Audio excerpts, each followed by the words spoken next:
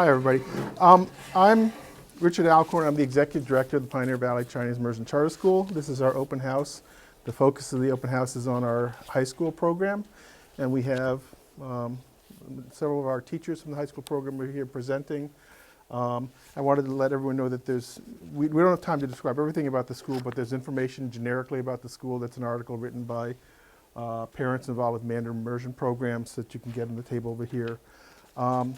I'm not going to get into talking about the addition we're doing, but we have a $10 million mortgage loan agreement with the U.S. Department of Agriculture and Rural Development, which people are surprised Rural Development is funding us, but we're in a rural area.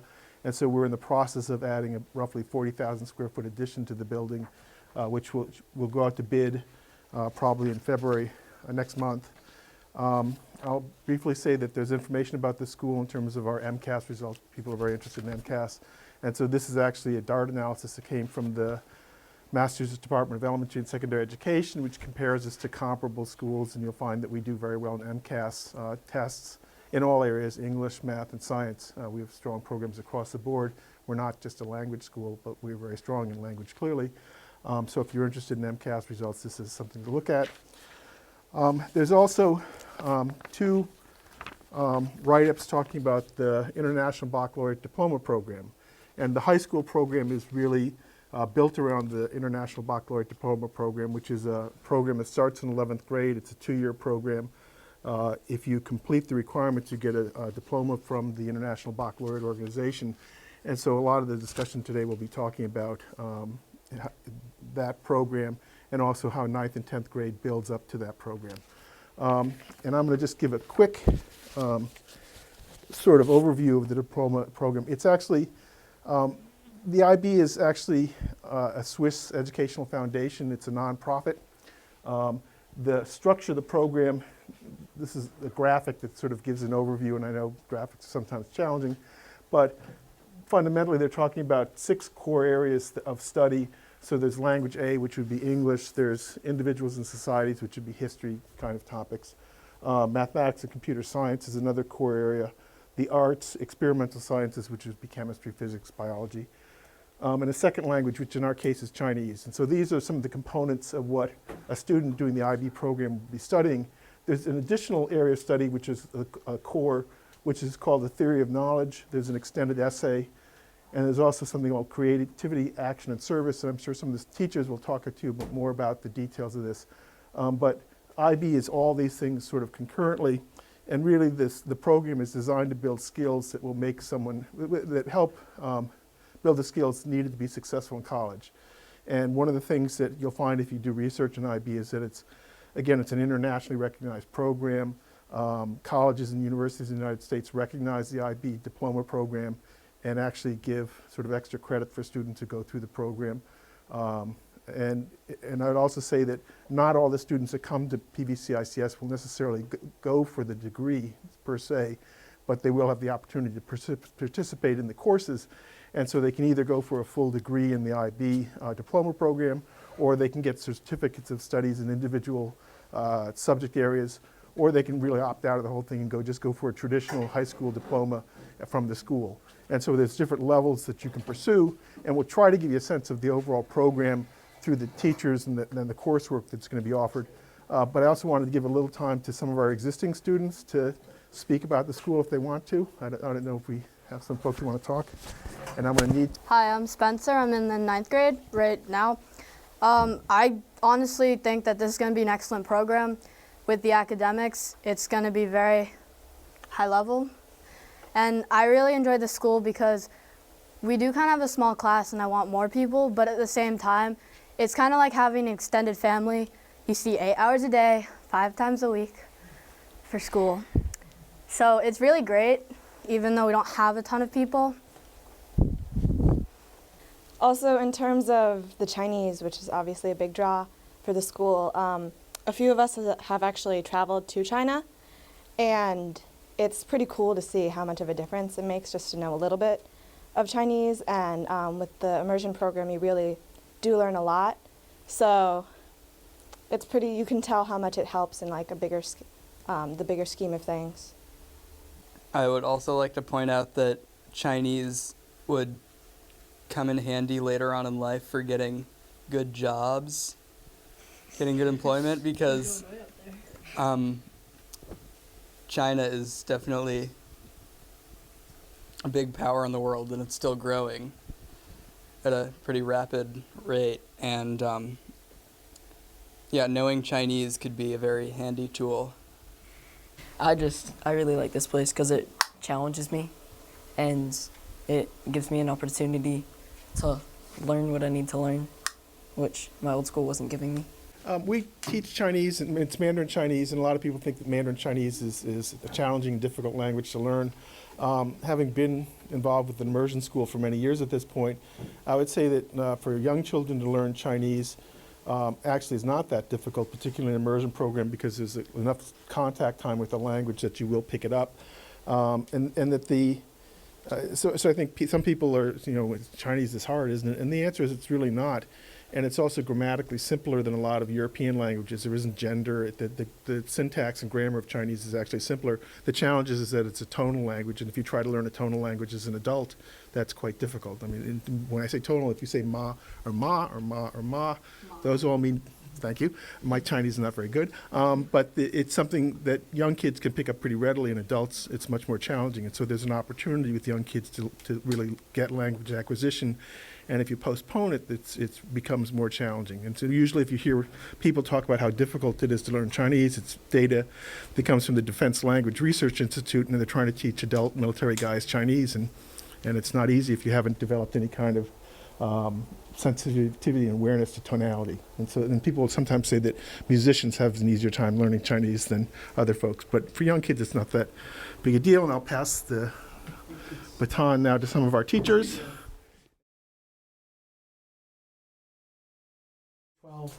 I'm starting by talking a little bit about the 11th and 12th grade, even though you would enter as a 9th grader. And my rationale is this. The 9th and 10th grade are to prepare for the 11th and 12th grade. So I just want to show you where we'll be and then try and explain how we'll get there. So the aims of history, and this is a little different, I think, when we're looking at the International Baccalaureate. We're speaking of history as historians. It's not about learning the information, it's about applying the information. It really is about how do we interpret what we take in. And so for that reason, the 4 aims that we would propose and that the IB proposes: an understanding of history as a discipline, including the nature and diversity of sources, methods, and interpretations. In other words, how do we know what we know?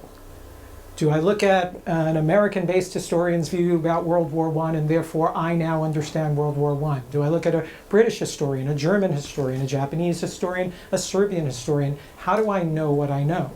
And the study of history, and the end result is you walk away understanding, one, that there's multiple sources of information out there, and for complete understanding, you have to look into these different sources and have the ability to work through them to reach your own conclusion. And part of that is understanding right and wrong is not the question. Can I defend my opinion is the question. Thank you, you guys were great. And so that's where we're working towards. So that's the first aim. The second is an understanding of the present through critical reflection upon the past. As a lover of history, I think that's critical. I think as a citizen in today's world, if you don't know our past, you can't understand our present. And worse, you can't guide our future. And there's a lot that will go on in the classroom to develop the skills to work toward that. 3, an understanding of the impact of historical developments at national, regional, and international levels. It very much is working through an international mindedness. In other words, we do look at other nations' perspectives. We look at what's going on in the world to generate your own opinion. And finally, an awareness of one's own historical identity through the study of the historical experience of different cultures. And I think that's fairly self-explanatory. So in grades 11 and 12, I'm not going to go too much into the jargon of the IB because for your purposes, it's really not that important to know. But very briefly, we are exploring largely 20th century history. And you'll see in how the 9th and 10th grade actually works nicely toward that. A lot of European history, so it would include studies of the war, wars 1 and 2, civil wars. We would be looking at single-party states. I'll take a step back. The IB is very theme-based. The idea is you take smaller numbers of subject matter and you dig very deeply, as opposed to the kind of grand surface, I know a little bit about everything. And what the difference between those two things is the difference between a skills-based and a knowledge base. If I know how to critically assess Stalin's rule, then there is not a single party ruler in world history who I don't have the skills to assess. I know how to look at the documents. I know how to think about economic policy, political policy, social policy. And that's what this is based on. It's looking deeply into less and developing the skills so then you can take on anything. And that is very much the IB model. So we would be doing that with some very discrete topics. 20th century history, looking at World War I, looking at the interwar years, that would include Weimar Germany and Hitler's rise. We would look at Soviet Union, the formation of the Soviet Union from Tsardom through Stalin's rule. We would look at Mao and how the Chinese Civil War, how he attained power and his policies while in power. It's not everything. We can't do everything. If you did everything, you know a little about a lot, as opposed to a lot about less, but with the ability to learn all. I'm speaking in these grand sweeping statements. I apologize for that. Okay, so working backwards. 9th and 10th grade effectively is developing the schools to get there. What I like very much about the school's choice is for 9th and 10th grade, we're doing US history. And so it's colonial times through the Civil War in 9th grade, post-Civil War through Cold War in 10th grade. And this is more survey-based, but it's developing the skills to be able to take on 11th and 12th grade. And I like the fact that they have this, they'll hopefully walk away with 10th grade with a very good understanding of US history, and that's going to be a nice inroads as we're approaching European history, because there's so many connections.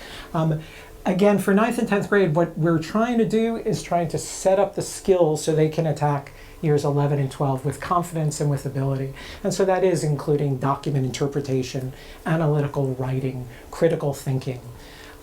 That's the goal, and hopefully, hopefully we're going to get there.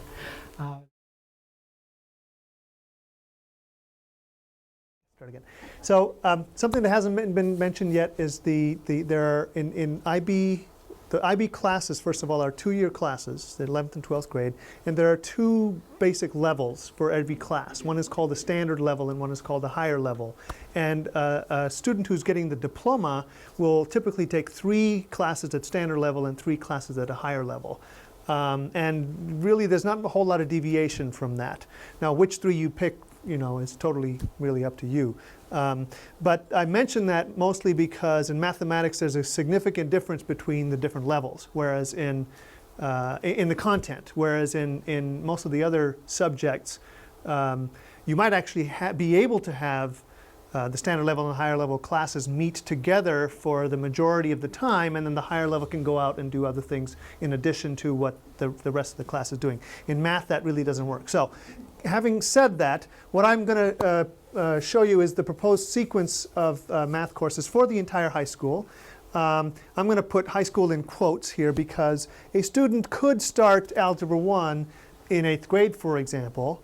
In fact, if they're planning on taking the IB Math higher level, that's probably the best place for them to be because it would need 5 courses in order to get there.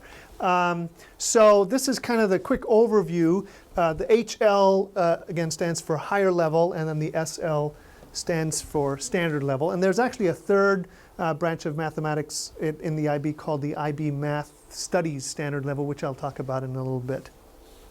You will notice that all our students are required to take Algebra 1 and Geometry. Those are very very similar to sort of your typical algebra 1 and geometry in high school, with some slight modifications because we have, not only do we have to worry about the Common Core requirements and MCAS, but we also have the prerequisites for the IB because, of course, it's an international system rather than based on the U.S. national standards.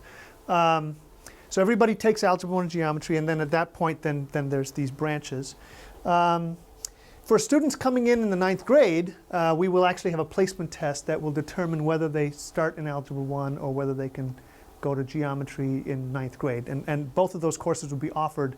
The math courses typically in high school, they're not offered to a particular grade. They're offered as a course, and then wherever you happen to be, that's what you're taking. So Algebra 1 will probably have 8th grade and 9th graders in it, and geometry will have 9th graders and 10th graders in it. Okay. So this next slide is actually the same information as the previous slide, just in a completely different format. To give you a sense of what a particular student might do, I've listed 4 possibilities. Again, an incoming 9th grader would have taken a placement test, would either have just taken a 8th grade math or what might be called a pre-algebra course in 8th grade, or they may have taken Algebra 1 in 8th grade. And then they would, based on the placement test, they would either be placed in Algebra 1 or geometry. And then there are 4 different basic possible paths they can take.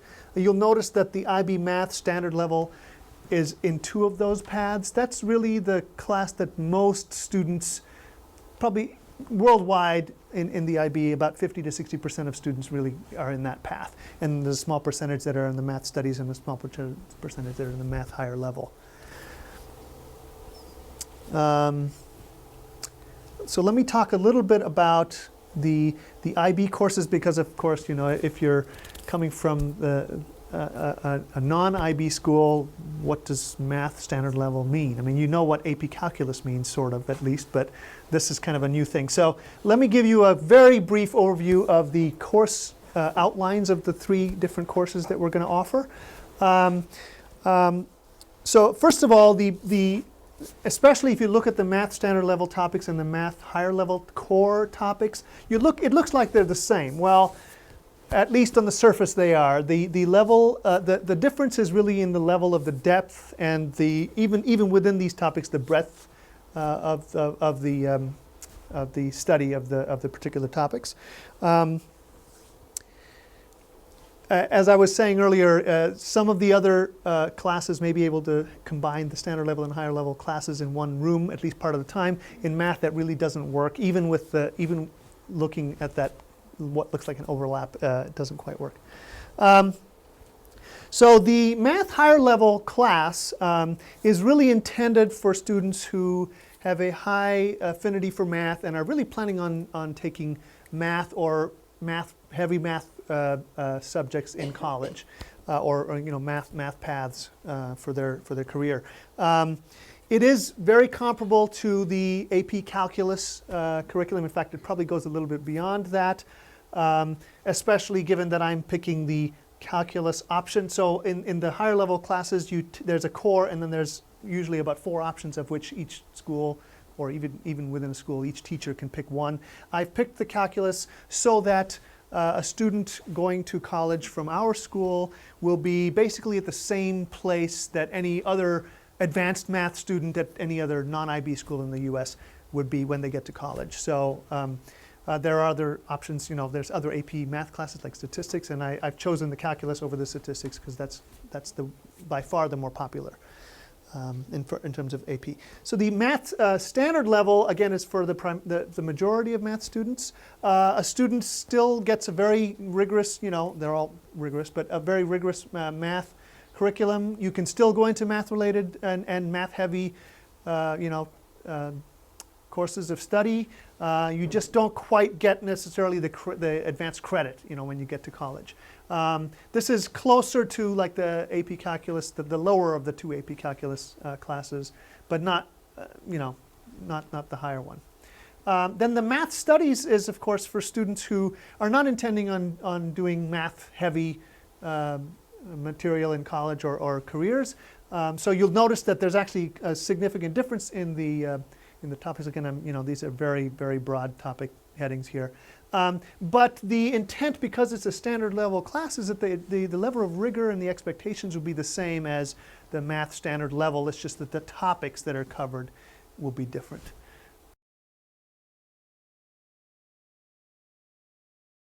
And the overall aims of the IB for English are similar to what you will see in English aims. And the one that I really want to draw your attention to is number 5. Let's see, 1, 2, 3, 4, 5. Encourage an appreciation of different perspectives of people from other cultures and how these perspectives construct meaning. And this is an aim specific to English that does set English apart if you are at an IB school versus a traditional high school. The aim of IB is to, across all content areas, provide a cultural awareness to students. So the thing I love about teaching IB English is you're not just looking at the analysis of the text or the basic literary construction of text, but you're really looking at text from different cultures and stepping into the shoes of a different perspective.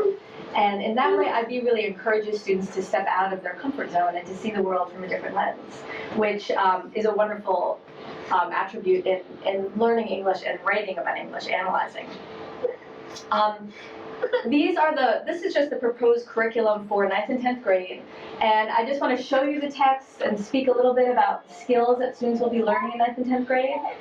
Each year we'll have a guiding question. In freshman year, what motivates human behavior? So as you look at each book, you are addressing that question. It's sort of it's a bit of a theme to your year, but also a way to give a purpose to your reading.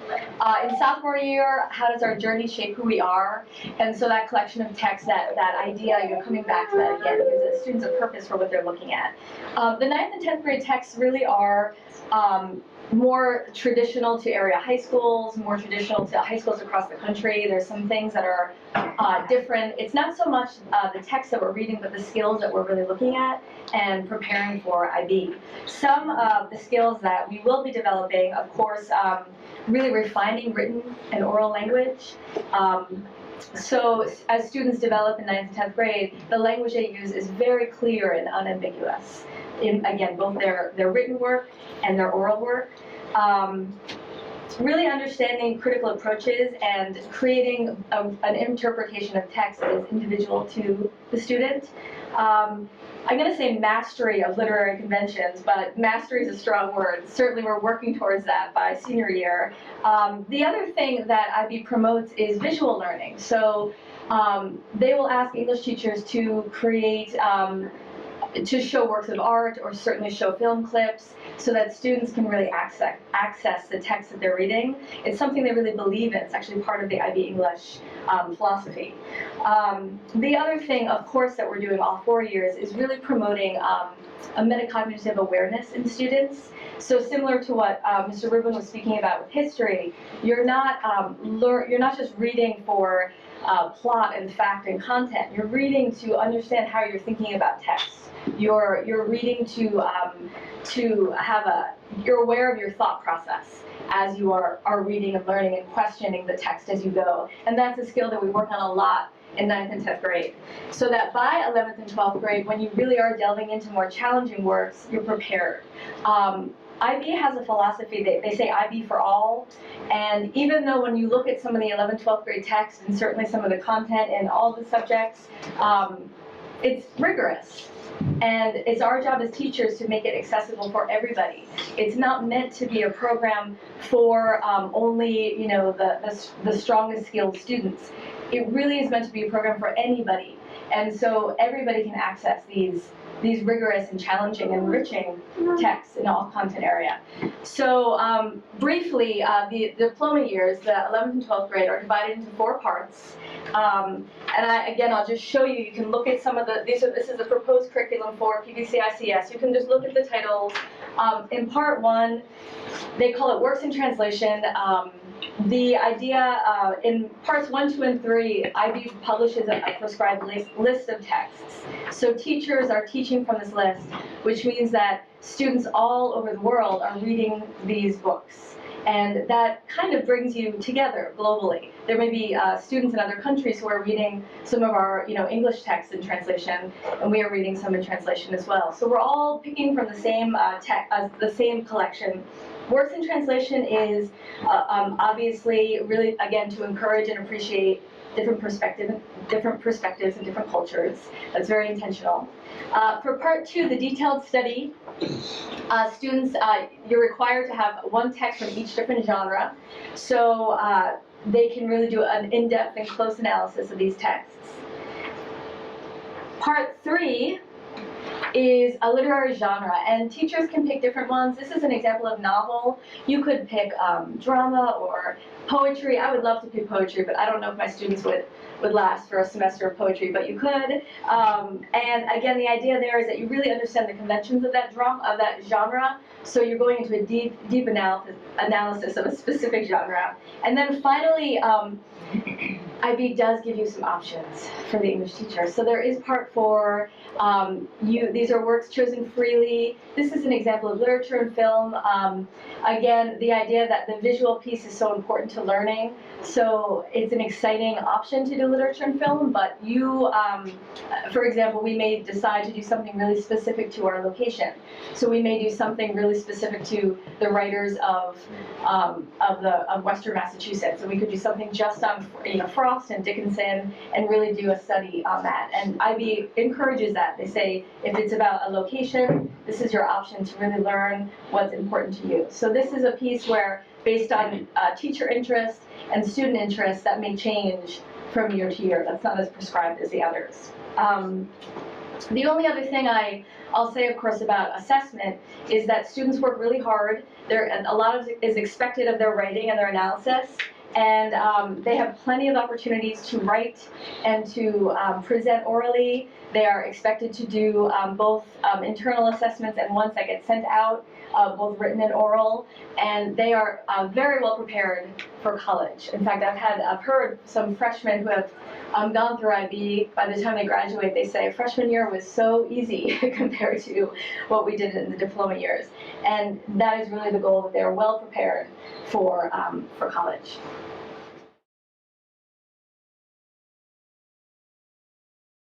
So in the 9th and 10th grade, students take integrated science, which in 9th grade is biology, and then 10th grade would be a combination of chemistry and physics. And I will actually be teaching the physics portion of that next year.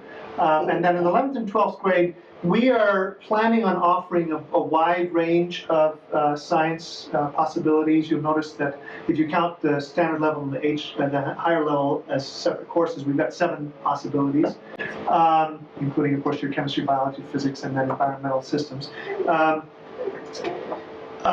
Students typically will take is required to take one science course in their 11th and 12th grade, but can choose if that's really their affinity is science. Then they can take a second one as their elective. So there's if you remember that circle with the hexagon in it, one of the possibilities was, I think it was section 6 or whatever it's called, and it was arts. And what they would do is they would then replace one of those art classes with another science class. That's another possibility. So if a student wanted to take 2, they could. It does look like a bit of maybe an overreach to offer 7 different classes, but really that wouldn't necessarily be 7 different classes. As I said, the standard level and higher level classes can typically meet together at least most of the time, so now it's down to 4. And based on student interest, you may not have all 4 running on any given year, but we are committed at least to try to offer all of these options. So I think that is it. I should just briefly say that we are indeed a public school, and in that context, when we talk about the International Baccalaureate program we're offering, we're modeled after the Sturgis Charter School in Hyannis, which is a top-performing high school in the state if you look at the U.S. News & World Report's rankings. And their program is an IB to all program, so that we provide supports for kids with special needs. We're a public school, we supply free lunch, and so all the programs you see in a regular public school, we also provide as a public school. And so we're committed to implementing something very similar to what Sturgis is doing in terms of ID for all, but we also have an additional focus on Chinese language support. But I think if you're interested in a comparable school, Sturgis is a good representative. We're doing the work. I'm the people at Sturgis. I'm friends with the executive director.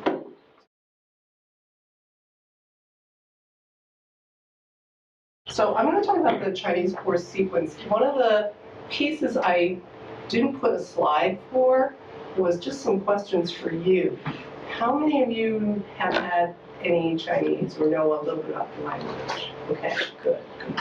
So let me start from sort of a background point. Chinese is one of the most widely spoken languages on the planet. It is also one of the oldest languages on the planet, spanning thousands of years. It has also had a written history that is quite extensive and long. That said, modern Chinese is a very important language, not only for building your sense of who you are on the planet, but also in terms of where you want to be after you leave the K-12 environment. Our program is really designed keeping in mind 3 different paths. For entering 9th graders, we have what's called a partial immersion program, and we also have other levels of Chinese, but I'm really only going to focus on the high school partial immersion. And it's called partial immersion because it's part of the day, as opposed, and it's less than 50% of the day. It's 2 hours a day, every day of the school year.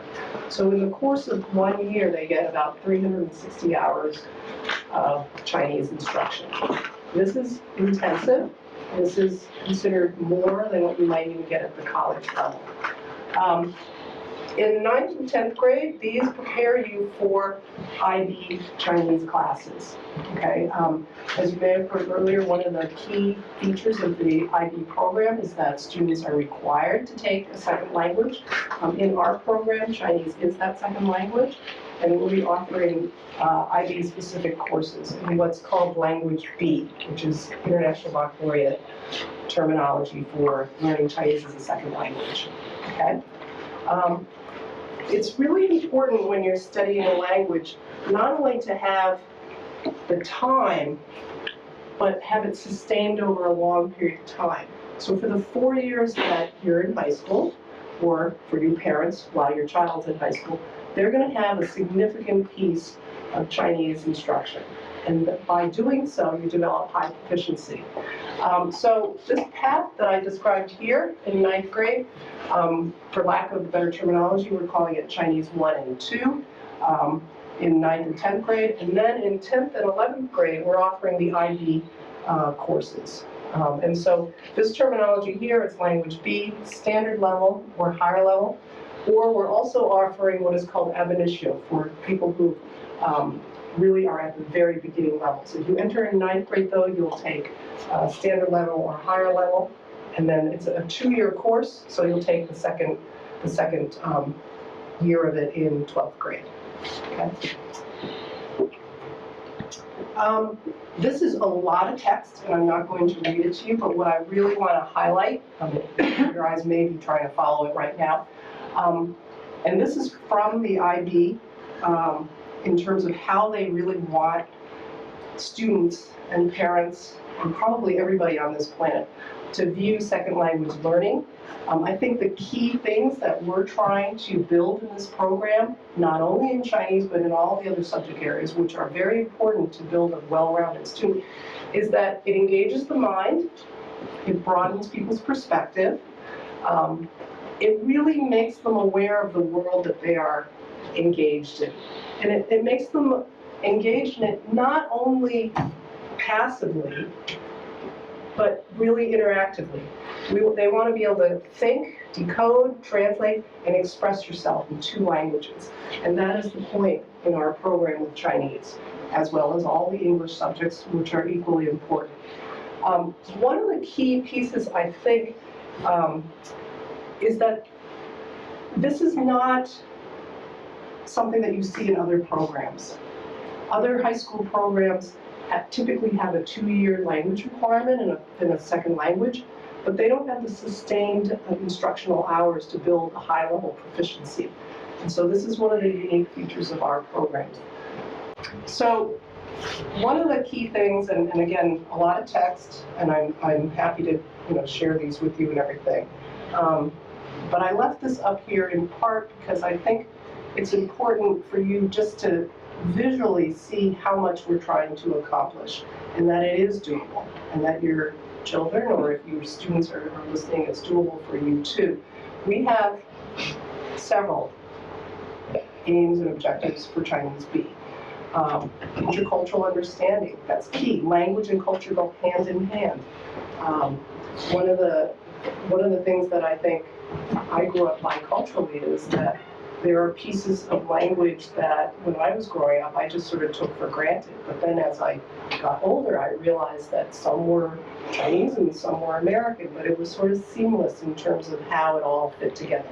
And I think that's a key thing with developing an understanding of other cultures, is that it just feels sort of natural to you. It doesn't feel like that's those people or that's a foreign country. In fact, the word foreign to me, when you're referring to another country, is really something that I hope we can eliminate, because everybody should really think about just understanding each other. And the best way to do that is to learn other languages. As Ms. Miller and some of the other teachers have talked about, there's this key understanding throughout IB and also through our other programs in K through 8, which is that you not only need to understand and study a variety of texts and do experimentation and get yourself out into the community, there's also just an understanding of where you are in relation to other people. And I think that piece is also a very critical piece, that it's not just the academic piece about learning Chinese or studying just the text. It's really relating that to how you are as a global citizen, okay? And so that's, I think, a key piece here. And the last one here I just want to point out is it really also, you should enjoy it, okay? We don't want to say that this is not a program where you're not going to enjoy it. So we want you to be creative. We want you to think of new ideas. In terms of the sort of content, there are 3 parts, very similar to some of the other core subjects.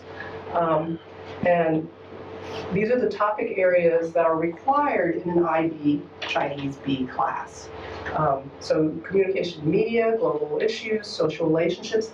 Just from hearing these 3 topics, I'm sure you can get the sense that these are pretty broad topics.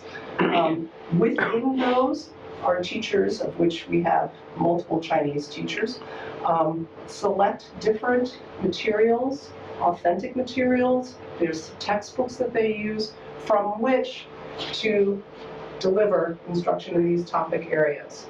Okay, and these are required, that they cover them. In part 2, they had to pick 2 options. And so you have cultural diversity, customs and traditions, health, leisure, and science and technologies. Each one of these topics, again, is something that will be covered throughout the 2-year course sequence. So you get into a lot more depth in terms of how these are presented. We have been backward planning for a number of years to make sure, for example, global issues are talked about in our middle school and elementary school. But at the high school level, it'll go into much more deeper content and much more advanced study. One of the key pieces in Chinese B or IB is that depth of understanding. Okay? And part 3, which is in what's called the HL class, is literature. And I think, as you heard before, the works that are selected are, they can be very serious texts. We looked at the lists for Chinese. Some of them were even delving into classical Chinese or Chinese history. So these are materials that really get into the heart of the literature. Okay? And again, this is a 2-year sequence. The ab initio class, which again is designed really for a beginning level. And if you start at 9th grade, you would take the previous class. But I put this up here just in case you're interested in hearing about the particular options. This is really beginning level. It's a range of different texts, okay? And it's offered only at the standard level. I'm not going to go over the aims and objectives because you're all respective 9th grade. But if you have questions, you can ask me. Okay? The syllabus. One thing that's key, just so you know, 3 parts, okay? Individual, society, leisure and work, urban and rural environments, okay? The topics themselves, as you hear them, should make you think about how important these are, not only to language learning, but to how you think about the world.